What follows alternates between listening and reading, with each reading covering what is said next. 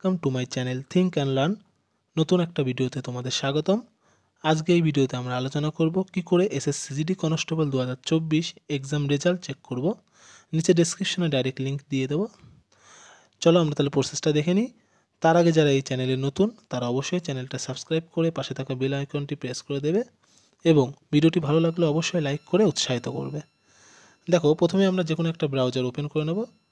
তো আমি Chrome ব্রাউজারটা open করে নিচ্ছি। ক্রোম ব্রাউজার ওপেন করার পরে আমরা লিখব এক্সাম রেজাল্ট ইনফো।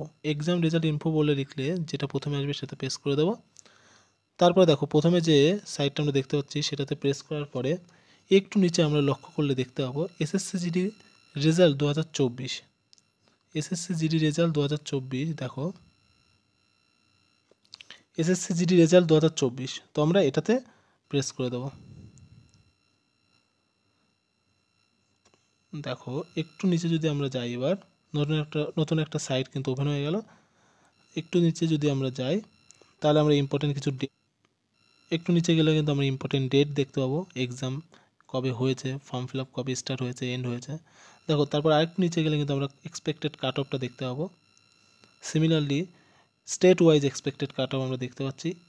এইভাবে আমরা স্ক্রল ডাউন করলে দেখো কিছু ইম্পর্টেন্ট লিঙ্ক আমরা দেখতে পাবো। স্কোর কার্ডের জন্য একটা লিঙ্ক যেটা এখনও অ্যাক্টিভ হয়নি, রেজাল্টের জন্য একটা লিঙ্ক যেটা এখনও অ্যাক্টিভ হয়নি, কিন্তু খুব শীঘ্রই লাস্ট আপডেট যেটা বলছে খুব শীঘ্রই 1 থেকে 2 দিনের মধ্যেই এই লিঙ্কগুলো কিন্তু অ্যাক্টিভ হয়ে যাবে। তোমরা এই ওয়েবসাইটে গিয়ে কিন্তু তোমরা চেক আউট করতে পারো।